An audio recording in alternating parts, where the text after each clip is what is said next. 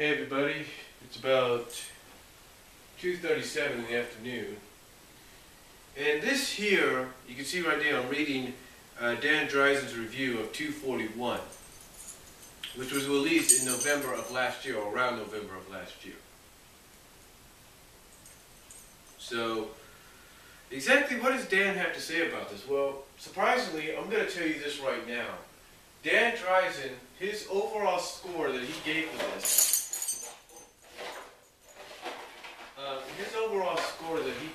ladies and gentlemen, his overall score,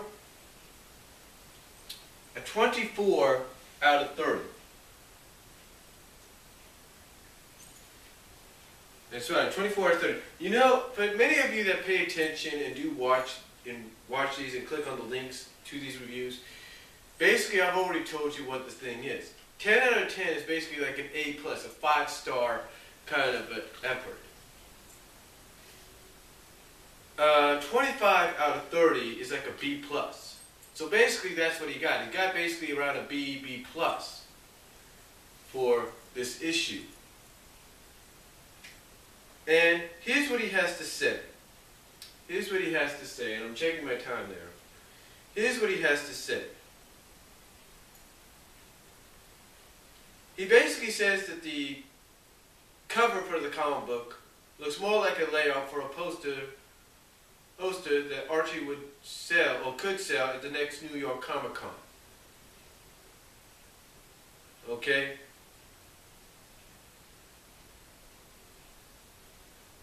So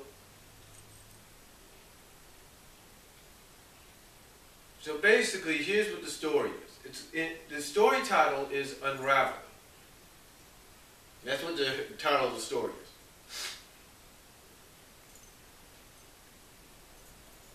And here's what he has to say about it. Here's what he has to say. This is Dan Drazen, and I quote, "For like the umpteenth time since 225, Sonic, Tails, and Amy are in pursuit of the Death Egg 2.0. On the aforementioned Death Egg, the Eggman is trolling the cargo hold for inspiration. Well, he doesn't find the alien lurking in the shadows. He does find a sprig of Drazen, which gives him an idea." So there you go. At this point, we cut away to Nagas, whose condition is worsening along with Jeff's attitude. The gruff he's taking from the voices in his head isn't helping matters any. But Nagas needs to pull himself together to attend to the swearing in of Isabel Mongoose, who, in case some of you don't know, Isabel Mongoose is Mina Mongoose's mom. As the newest member of the council, who's filling in Rotor's vacant and rather ample seat. She hits the ground running by proposing that Nicole be reinstated. Nagas vehemently objects, but he's sandbagged by other members of the council, as well as by his own body.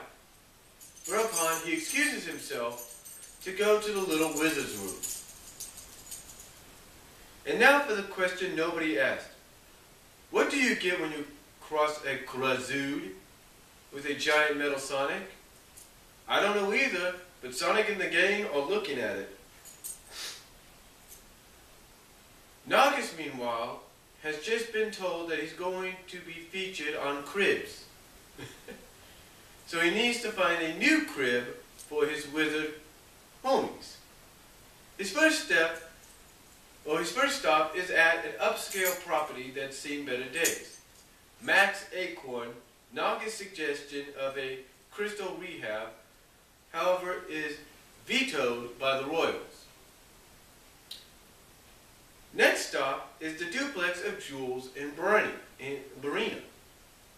He tries to give them a sales pitch based on Bunny's transformation, but both of them decline the offer. So now's a good time to cut away to a fight scene. As formidable as the Drazen creature appears, all it takes is one brief action sequence that lands it in a nearby body of water to destroy it. I can see why it wasn't featured on the cover. This is one pathetic villain. Just wait till you get to the future issues, Dan. I mean, just wait till you see what you find out. You probably have found out exactly what that Drazen's going to be capable of. But continuing on, and I quote Dan Drazen, "No point hanging around, so we cut back to the Coliseum. You remember the Coliseum? Bunny and Antoine were married there. Bunny and Antoine were married there before Archie screwed them over. Anyway, Nogus is there because Minor and her band are doing another concert. Answered, having in mind the potential for fear and paranoia in her previous concert. This one gets all hippy-dippy at the outset, and it's going to be about, quote-unquote, love, understanding, and forgiveness. And then she gives a shout-out to Nicole, which Nogus doesn't appreciate. Turns out he doesn't have to do anything about bringing down the vibe because the Tails doll has crashed the venue and does his Larry Link's impersonation by, well, it's not clear what exactly happens except the towers on stage begin coming apart, which is a cue for Rotor and his team to make the save. Well, Jeff guesses that this was Nogus's work and then realizes he was wrong. Minor gives a shout out to her opening act, Team Freedom, before going into a Bring Back Nicole rant. Near as I can tell, nobody in the audience bothers to yell, "Shut up and play something." Back in the throne room, Jeffrey goes public with his second thoughts to Nogus. Apparently he's done a 180-degree turn since the aborted Vile incarnation, and shows signs of regretting the whole Axis Order/spy game. Rather than Nogus following up on his suggestion of doing a face turn, Nogus decides that as down market as Jeff might be, he's about the only thing available in this housing market, so Jeffrey becomes Nogus's new crib. The following day, Nicole is being welcomed back by the council. Again, as with business of the Constitution, nobody else seems to be present, and it's not even being carried on C-SPAN. When Jeff upstages the proceedings by announcing that Nogus is ready to join Cyrus Black on the other side of the curtain. He then paves the way for Nicole to make a deal with the devil. The catch, of course, is that he's the devil. Oh, and Eggman has already destroyed Avalon. Alright, like I told you, he gave this a 24 out of 30. So here's his score for the head of the story. This is his score for the head of the story, ladies and gentlemen. Terrific! Something impressive finally happens in this comic. Nogus possessing Jeff. And we get ready to cut away from the story arc. And for no good reason. Yes, the next story will be a Sonic at the Olympics no-brainer. Later, where he manages to beat Eggman's latest Metal Sonic despite this story ending with Eggy having the upper hand. From a story standpoint, this makes no sense, but I'm getting ahead of myself. I knew that Jeff had run through his goodwill with Nogus in the Unsung Heroes story arc, Sonic Universe 41 to 44. Nogus may be psychotic, but he's no fool. He's been aiming verbal bars at Jeff throughout the story, and Jeff finally unloads on the old coot towards the end. As I said before, if Nogus were half the villain Voldemort proved to be, Jeff would have been destroyed. Instead, kudos to Ian for coming up with an idea of Nogus hiding where nobody would think to look for him. Now, if he can just keep the freeloaders in his attic from making too much noise. Otherwise, this story is pretty pedestrian. Eggman brings out a formidable looking villain, sorry if I pronounced that wrong, which turns out to be a pushover. Nicole is dragged back into the story so fast it made my head spin. Compared to the job Mina's band did turning the people against her, this particular Violet face is speedier than Sonic himself. Small wonder that Ian decides to cut to the chase and doesn't even give Nicole a chance to make her musical case unplugged. Or Mina. I'm sorry, I thought I read Nicole. That was my... Okay, small wonder that Ian decides to cut to the chase and doesn't even give Mina a chance to make her musical case unplugged. Hold on, let me check my time here. Okay, I'm alright.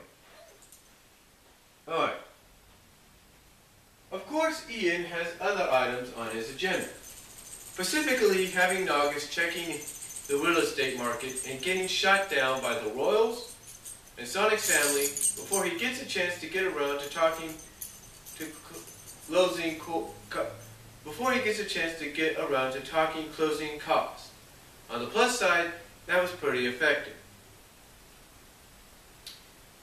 On the minus side is the Tails doll. He showed up, caused damage, and then just sat there adding nothing else to the story.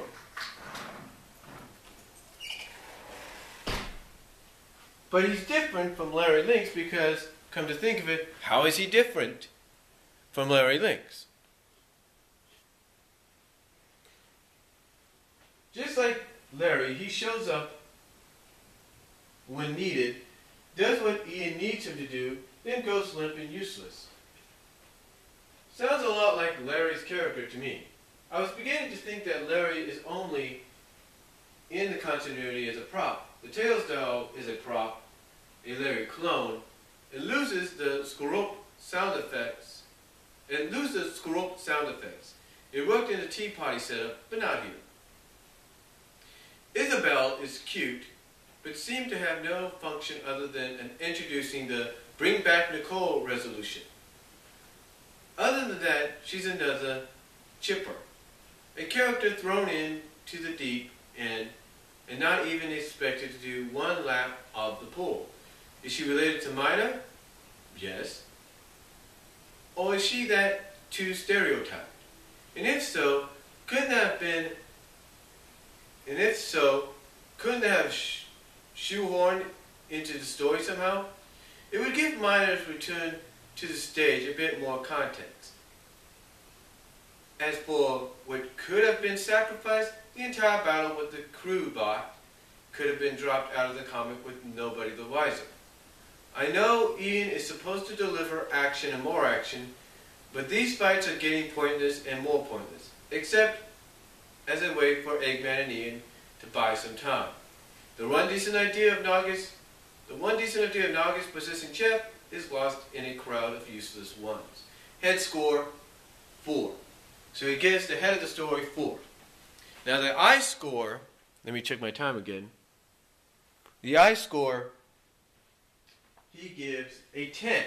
Because it's Stephen Butler, and he's doing pretty good. I think it's Stephen. Yeah. But then we get to the heart of the story, and I'm probably going to have to go into a second part for this, ladies and gentlemen. So, hold on to your hats. I'll be back with part 2.